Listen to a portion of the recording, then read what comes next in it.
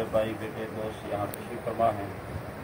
हम सारे मिलाद पाक के इस प्रोग्राम में शरीक हैं और आज के इस प्रोग्राम में जनाब हाफ़िज़ लियाकत साहब ने जो बड़ी मोहब्बत फरमाते हैं हमेशा से, उन्होंने आज के प्रोग्राम के हवाले से मुझे कहा था और मैं अपने वादे के मुताबिक आपके सामने हाज़िर हूँ।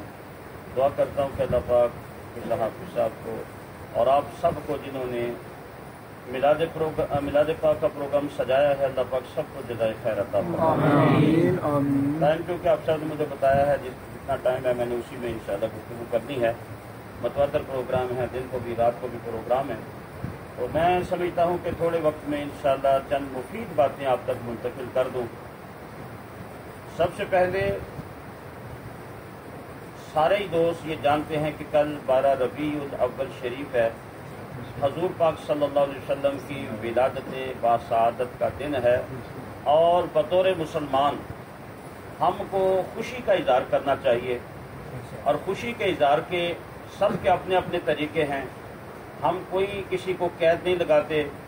कई कहते हैं जी हुजूर ने रोज़ा रखा है तो रोज़ा ही रखना चाहिए। हम कहते हैं कि रोज़ा रख के मिलाद मनाए, इसमें कोई अर्ज नहीं। कोई सारा दिन कुरान पाक पढ़ के मनाए, इसमें कोई अर्ज नहीं। कोई सारा दिन दुरूद पाक पढ़ता रहे, इसमें कोई अर्ज नहीं। कोई सारा दिन नवाफिल नमाजें सजदे करता रहे, इसमें कोई अर्ज नहीं।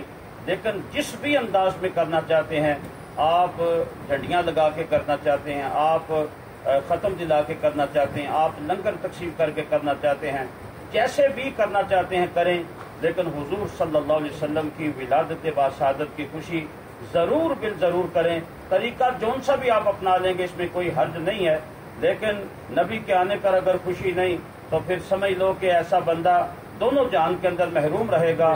जो अल्लाह की सबसे बड़ी नेमत, अल्लाह की सबसे बड़ी रहमत, अल्लाह का सबसे बड़ा फजल हुजूर की दात है, जो उनके आने पे भी खुश नहीं होता, फिर आप अंदाजा करें कि ऐसा शख्स किस बात पे खुश हो सकता है।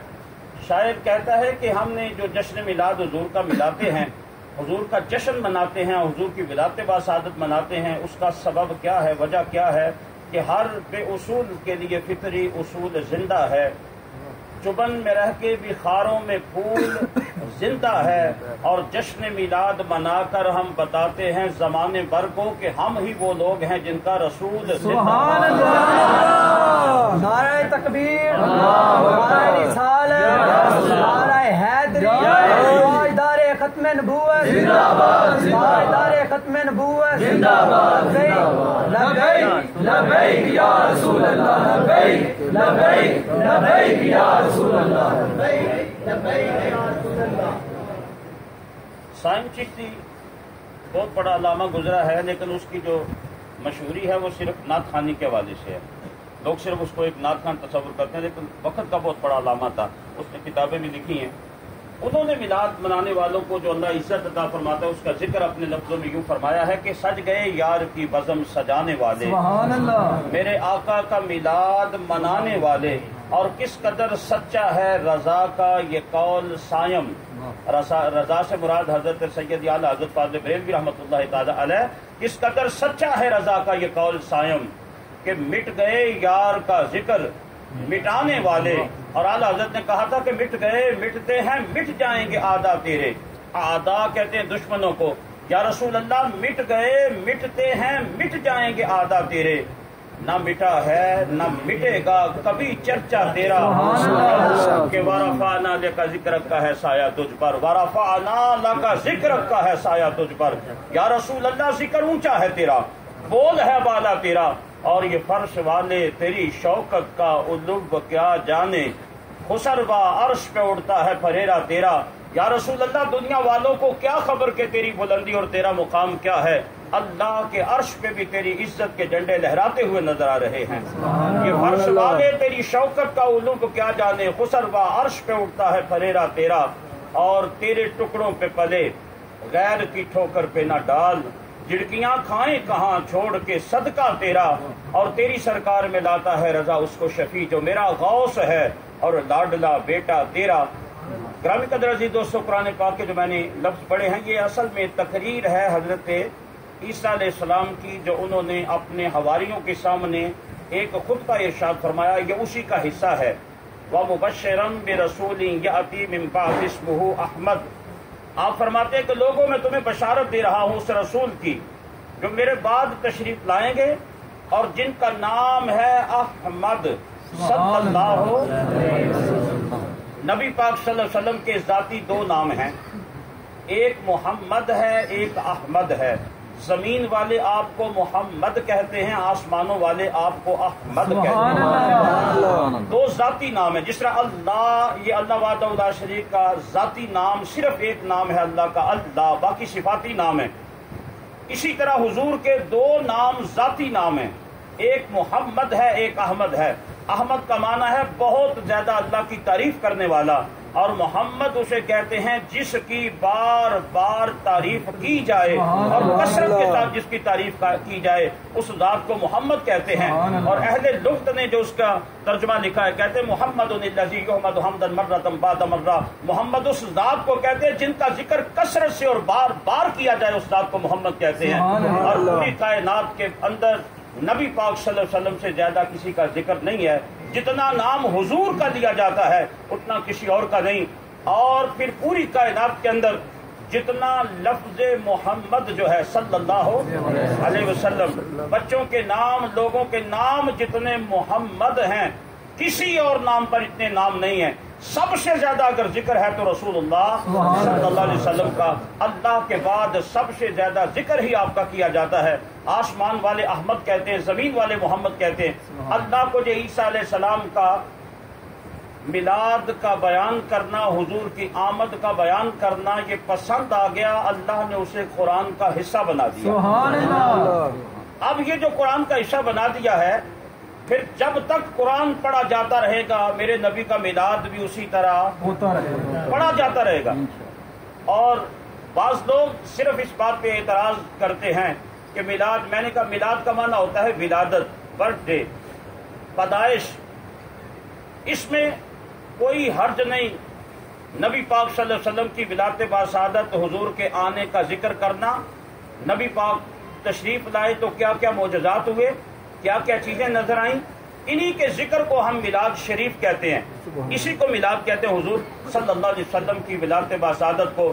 تو جب حضرت عیسیٰ نبی علیہ السلام نے حضور کے آنے سے 600 سال پہلے اپنی تقریر کے اندر حضور کے آنے کا ذکر کیا، اللہ کو ان کا میلاد پڑھنا پسند آ گیا، اللہ نے قرآن کا حصہ بنا دیا۔ سبحان اللہ۔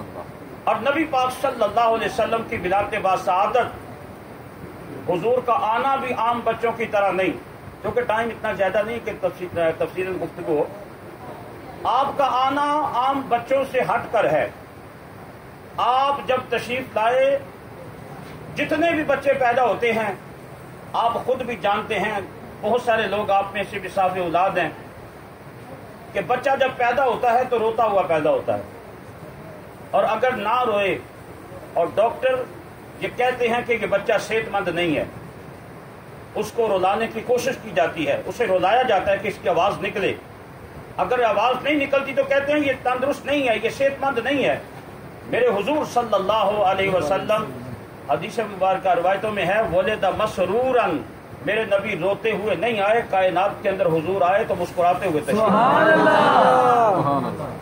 اور ولد مکحولن، آپ کی آنکھوں میں سرما بھی پہلے سے لگا ہوا تھا، سرما لگانے کی بھی ضرورت نہیں۔ اور حضور خوشبو میں، جہاں بچے پیدا ہوتے ہیں آپ کا اپنا بھی ذاتی تجربہ ہوگا، گھروں کے اندر ان کمروں کے اندر بدبو پھیل جاتی ہے، میرے حضور جب آئے تو حضور صلی اللہ علیہ وسلم کی ولادت کے وقت خوشبو ہی خوشبو پھیل گئی، اور حضور کے آنے سے دور ہی دور پھیل گیا۔ اور ولد مختونن، آپ کو ختنہ کرنے کی ضرورت بھی نہیں، آپ ختنہ کیے ہوئے دنیا کے اندر تشریف لائے۔ اور آپ کی دائی حضرت شفا رضی اللہ تعالی عنہا، ہم حضرت علیمہ سعدیہ کا ذکر کرتے ہیں نا، دائی حضرت علیمہ سعدیہ، وہ ویسے ان کا مشہور ہے دائی علیمہ سعدیہ، حضور کی وہ دائی نہیں ہے، حضور کی رضائی ماں ہے، وہ انہوں نے دودھ پلایا۔ دائی کہتے ہیں جو ولادت کے وقت جو خدمت انجام دیتے ہیں اسے دائی کہتے ہیں۔ تو یہ دائی جو تھی اس وقت وہ حضرت شفا تھی، حضرت شفا کہتی ہیں۔ اور اس روایت کو حضور ضیاء الامت پیر کرم شاہ صاحب رحمہ اللہ تعالیٰ علیہ نے ضیاء النبی کے اندر تحریر فرمایا ہے آپ فرماتے ہیں کہ حضرت شفا کہتی ہیں کہ جب حضور آئے تو آپ کی ولادت باسعادت کے وقت ہر طرف اتنا نور پھیلا. ان کے لفظ سنیے جو حضرت شفا نے ادا فرمائے.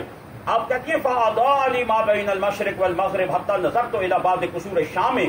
کہتی ہیں ہم نے اس نور کے اجالے کے اندر ملک شام جو بہت دور تھا کہتے ہیں حضور کے گھر میں بیٹھ کے ملک شام کے محلات کو اپنی آنکھوں سے دیکھ لیا. اور یہ سنیوں کا یہی ایمان اور عقیدہ ہے کہ اگر نبی پاک کی دائی کا یہ مقام ہے کہ وہ حضور کے گھر میں بیٹھے ملک شام کے محلات کو دیکھ سکتی ہے، پھر ماننا پڑے گا کہ گنبد خضرا کا مکی گنبد خضرا میں آرام فرما ہو کر ہماری محفل کو اپنی آنکھوں سے دیکھ بھی سکتے ہیں، اپنے کانوں سے. اور میں اس کی ایک مثال قرآن سے عرض کرتا ہوں. قرآن پاک کا 19واں پارہ ہے، سورہ نمل ہے. نمل چیونٹی کو کہتے ہیں. چیونٹی کے نام پر پوری سورہ مبارکہ ہے. حضرت سلیمان پیغمبر آپ لشکر کے ساتھ ایک جگہ سے گزر رہے تھے تو چیونٹیاں جمع تھیں، ان کی بہت زیادہ تعداد تھی وہاں. ان کی ملکہ نے ساری چیونٹیوں کو مخاطب کیا اور کہا کہ اپنے اپنے بلوں کے اندر داخل ہو جاؤ، اپنے اپنے بلوں کے اندر داخل ہو جاؤ. سلیمان کا لشکر آ رہا ہے، تمہیں کچل کے آگے نہ گزر جائے اور انہیں خبر بھی نہ ہو. ابھی سلیمان علیہ السلام اس چیونٹی سے 3 میل دور تھے. 3 مائل کا فاصلہ تھا. آپ فضا میں تھے کیونکہ آپ کا تخت ہوا پہ تھا. جن بھی آپ کے ساتھ، چرند پرند آپ کے ساتھ، انسانوں کا لشکر زمین پر چل رہا تھا. سارا کچھ آپ کے ساتھ ساتھ چل رہا تھا کیونکہ اللہ نے آپ کو حکومت کی ایسی عطا فرمائی. 3 میل کا فاصلہ تھا چیونٹی کے سلیمان کے درمیان. آپ چھوٹی سی چیونٹی، آج ہر بندہ اٹھ کے کہہ دیتا جی نبی ہماری طرح کے ہیں، یہ وہ بھی یاد باللہ کیسی کیسی باتیں سننے کے اندر آتی ہیں. آپ صرف اس بات کو سمجھیں کہ چیونٹی کو اپنے ہاتھ پہ رکھیں. آپ اس کی آواز نہ سن سکتے ہیں نہ سمجھ سکتے ہیں، بلکہ ہمیں تو یہ پتہ نہیں لگتا کہ یہ قدم اٹھا کے چلتی ہے کہ قدم رینگ کے چلتی ہے. 3 مائل کا فاصلہ ہے حضرت سلیمان کا اور چیونٹی کا.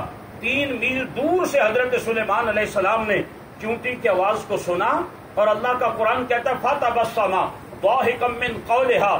اللہ کا پیغمبر چیونٹی کی آواز سن کے نہ پہلے آپ مسکرائے، پھر آپ نے ہنسنا شروع کر دیا.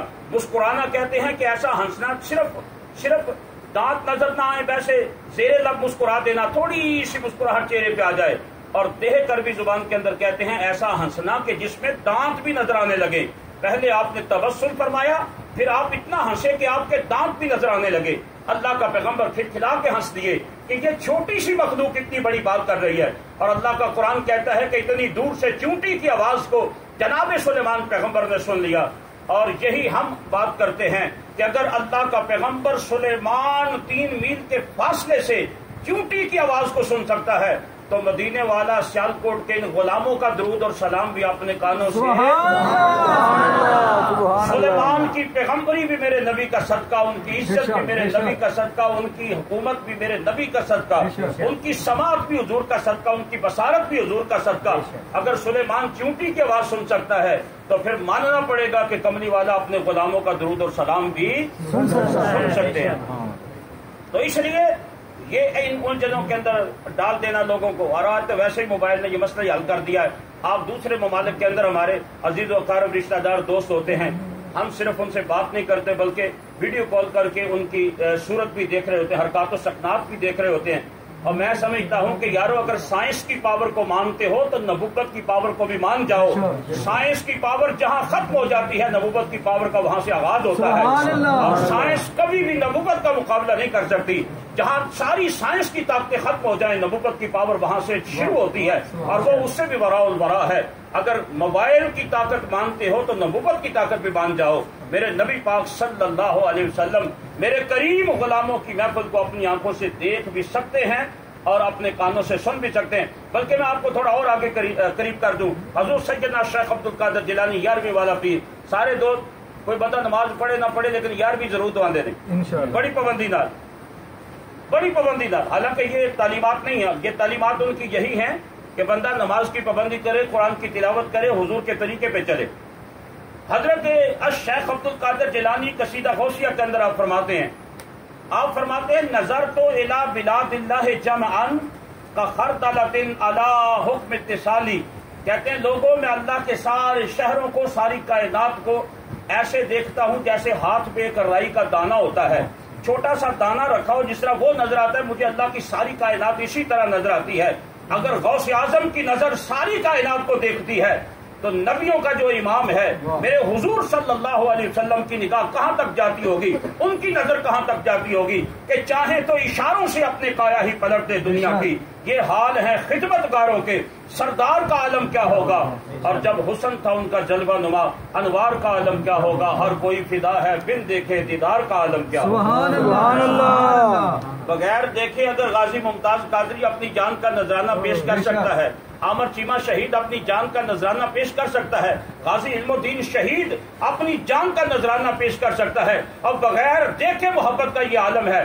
حضرت صدیق اکبر نے تو سامنے بیٹھ کے دیکھا ہے، جناب فاروق اعظم نے تو سامنے بیٹھ کے دیکھا ہے، عثمان غنی نے تو سامنے بیٹھ کے دیکھا ہے، مولا کائنات نے سامنے بیٹھ کے دیکھا ہے، اور بنا دیکھے ہماری محبت اس قدر ہے، جنہوں نے سامنے بیٹھ کے دیکھا ان کی محبت کیسی ہوگی۔ ہر کوئی فدا ہے بن دیکھے دیدار کا عالم کیا ہوگا۔ بغیر دیکھے ہم یہاں تک ہیں، ہماری محبت یہ ہے کہ اپنی جانوں کے نذرانے بھی پیش کر سکتے ہیں، تو جنہوں نے سامنے بیٹھ کے دیکھا ہے ان کی محبت کا اندازہ کون کر سکتا ہے۔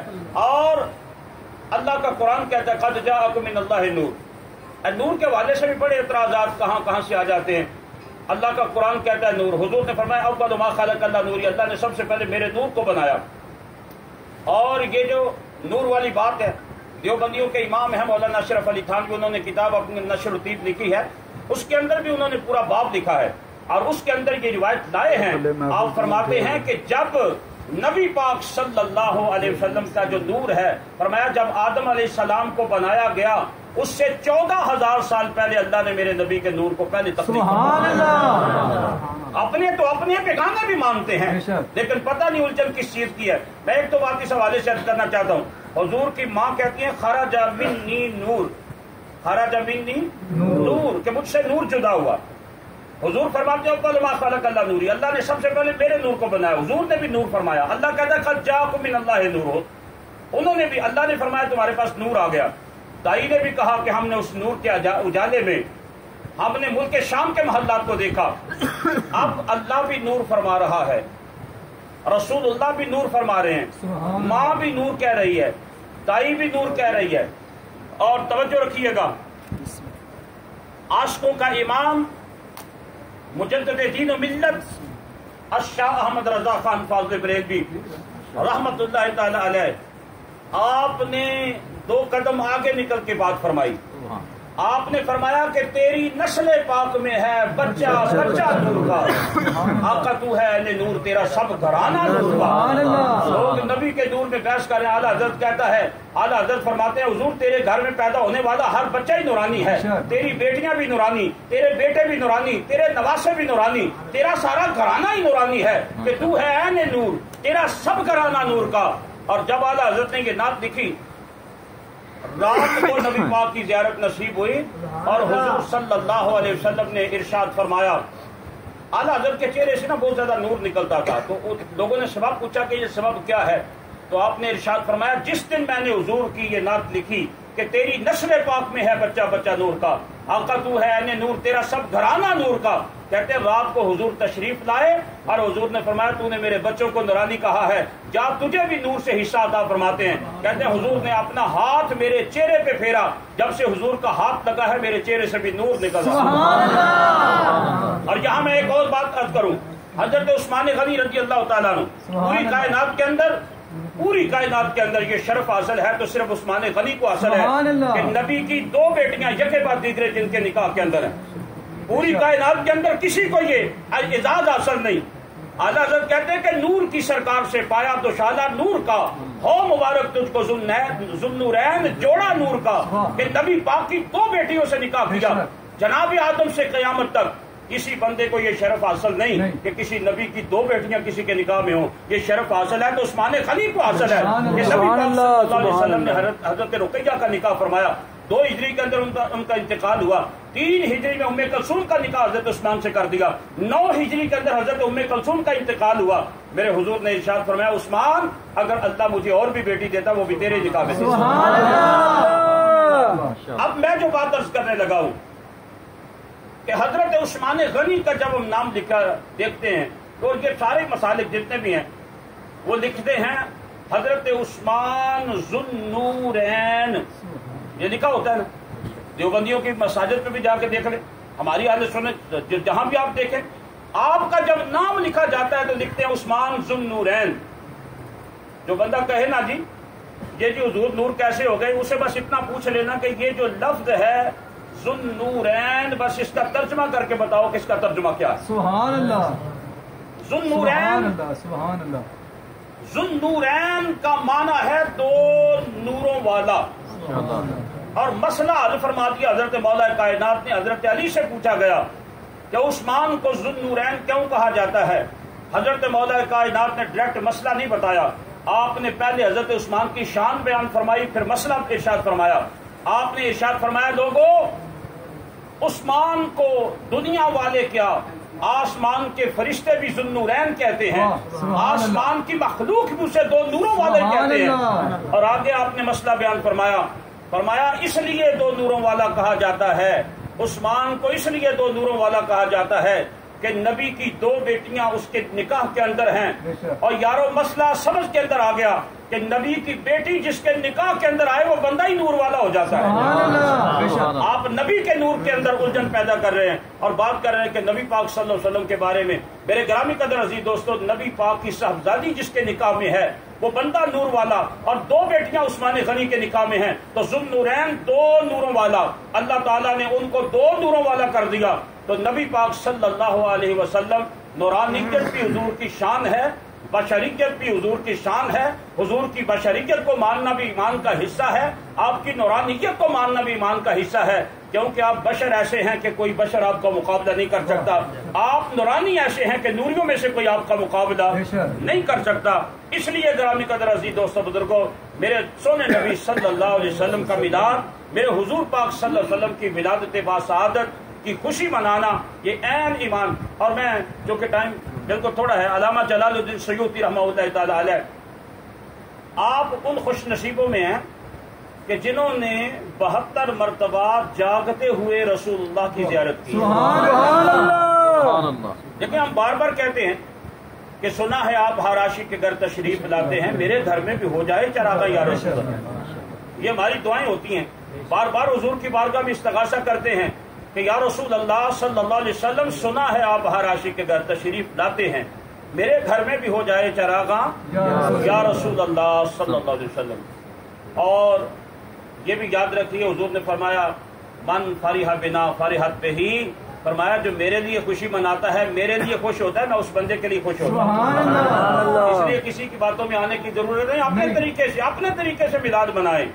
غریبوں کی مدد کرنا حضور کی ولادت کے دن یہ بھی بڑا اچھا کام ہے. روزہ رکھ لینا یہ بھی اچھا کام ہے. لنگر تقسیم کر دینا یہ بھی اچھا کام ہے. نماز کی پابندی کرنا، باوضو رہنا، کثرت سے درود پاک پڑھنا، قرآن پاک کی تلاوت کرنا، صدقات و خیرات کرنا، آپ جس طرح کرنا چاہتے ہیں، اور گھروں پہ حضور کی آمد کے جھنڈے لہرا دینا یہ بھی خوشی کا اظہار ہے. آپ ہر طرح سے کریں. میں علامہ جلال الدین سیوطی کی بات کر رہا ہوں کہ لوگ دعائیں مانگتے ہیں، اللہ نے انہیں یہ اعزاز بخشا کہ 72 مرتبہ اور ایک روایت میں 75 مرتبہ کا ذکر ہے کہ انہوں نے جاگتے ہوئے حضور کی زیارت کی.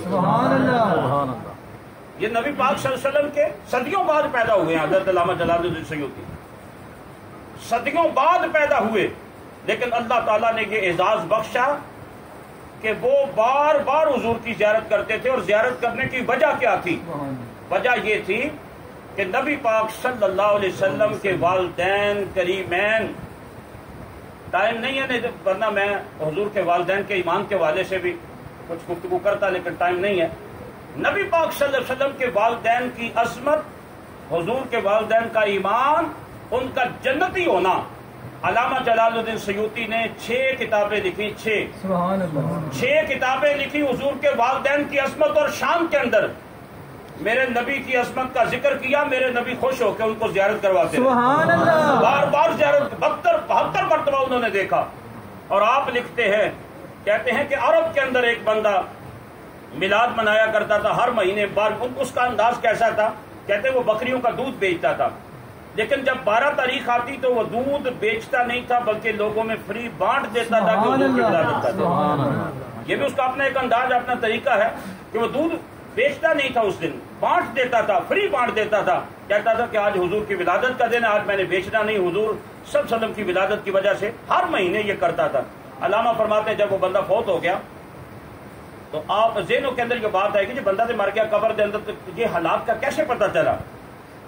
बुखारी शरीफ के अंदर रिवायत मौजूद है, वो अबू लहब वाली के उसको कब्र के अंदर फायदा हुआ, देखा किसने? हजरत अब्बास ने रज़ी अल्लाह ताला अन्हु। तो पता चला कि बाज़ दफ़ा ऐसा होता है कि मरने वाला किसी को ख्वाब में आके बता देता है, तो वो हालात किताबों में लिखे जाते हैं। फिर दूसरा तरीका ये है कि कोई नजर वाला कब्र के अंदर देख लेता है कि क्या हो रहा है। ये भी बुखारी के अंदर हदीस मौजूद है, मेरे नबी एक जगह से गुजर रहे थे, हुजूर ने कब्र के पास खड़े होकर फरमाया कि ये दो कब्रें हैं, दोनों को अजाब दिया जा रहा है, और इसलिए कि एक चुगली करता था, एक पेशाब के छींटों से बचता नहीं था।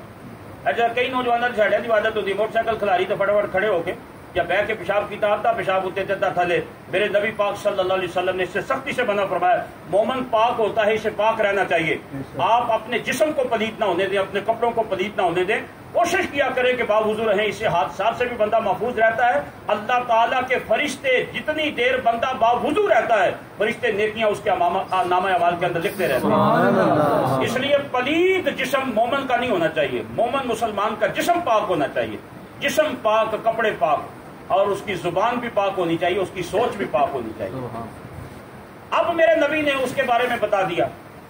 अलामा, मैं ये अर्ज कर रहा हूं कि दोनों रिवायतें बुखारी के अंदर मौजूद हैं, या तो कब्र के ऊपर खड़ा होकर कोई देख ले, या फिर कब्र वाला किसी को ख्वाब के अंदर आके बता दे। अल्लामा जलालुद्दीन सयूती फरमाते हैं जब उसको दफन किया गया, फरिश्तों ने आके सवाल किया। सवाल क्या पूछा? कहा मर रब्बो का, तेरा रब कौन है? उसने कहा ला अदरी। और मिलाद बनाने वाला कहने लगा ला अदरी, मुझे खबर नहीं, मैं बेखबर हूं, मुझे पता नहीं, चुप कर गया। दूसरा सवाल मा दीनों का, तेरा दीन क्या है? कहने लगा ला अदरी। भाई अजीब सा मामला है, बंदा सवाल का जवाब नहीं देता बल्कि कहता है मैं बेखबर हूं, मैं ला इल्म हूं इस बात से। और तीसरा सवाल मा कुंता तकूलो फी हक हाज़र रजुल, ये जो शख्सियत हुजूर सामने हैं इनके बारे में दुनिया के अंदर क्या कहता था? और ये याद रखिए, ये सवाल नहीं होना कब्र के अंदर के हुजूर सामने खड़े इनके बारे में तू क्या कहता है, क्या तेरा ईमान है, क्या यकीन है। नहीं नहीं, कभी ऐसा सवाल नहीं होना। सवाल ये होना है कि दुनिया में इनके बारे में तेरा अकीदा क्या था, दुनिया में क्या। सामने खड़ा हो तो सारे ने कहना ये रसूलुल्लाह है, सारे पहचान जाएंगे अल्लाह के हबीब है। नहीं नहीं, सामने खड़े होंगे, पूछा ये जाएगा इनके बारे में दुनिया में अकीदा क्या था। आला हज़रत कहते हैं आज ले उनकी पनाह, आज मदद मांग उनसे, कल न मानेंगे कयामत को अगर मांगे। सामने देखे तो सारे मान जाना है, लेकिन मजा तब है कि यहाँ रह के अपने नबी से गद्दारी ना करो। बात खत्म नबूवत की आए तो हुजूर से वफा करो, बात दीन की आए तो अपने नबी से वफा करो।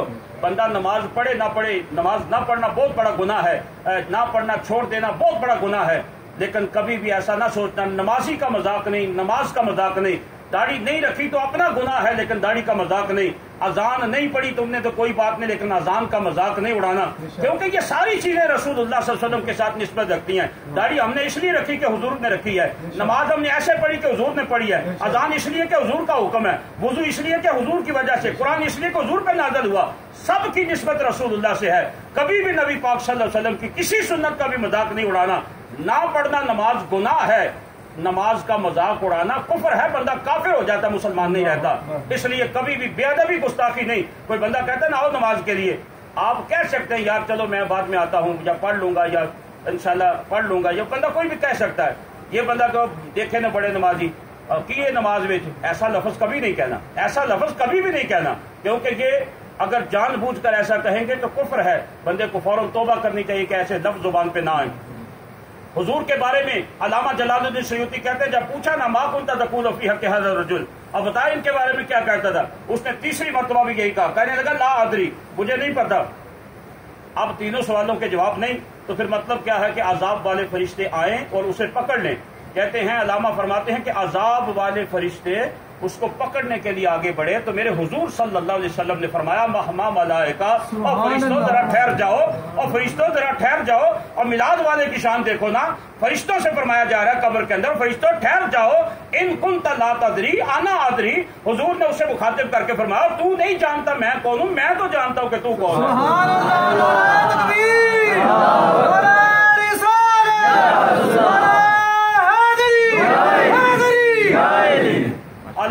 کہتے ہیں لحد میں عشق رخ شاہ کا داغ لے کے چلے، اندھیری رات سنی تھی چراغ لے کے چلے. اور عارف کھڑی کہتے ہیں کہ لوکاں میں آن ڈرایا رات قبر دی کالی، میں سنیا اتھے انہیں آنا جدے مونڈے کملی کالی. اور حضور سلطان الواعظین ابو نور مولانا محمد بشیر محدث کوٹل بھی آپ رحمۃ اللہ تعالی علیہ قبر کا نقشہ کھینچتے ہوئے فرماتے ہیں کہ قبر میں سرکار آئیں تو میں قدموں میں گروں، گر فرشتے مجھ کو اٹھائیں تو میں ان سے یوں کہوں اے فرشتوں کیوں اٹھوں اب ان کے پائے ناز سے، مر کے پہنچا ہوں یہاں اس دل ربا کے. سبحان اللہ. گرامی قدر عزیز دوستو، ٹائم ہوتا تو مزید بھی گفتگو کرتا، لیکن آپ کا ٹائم بھی محدود ہے.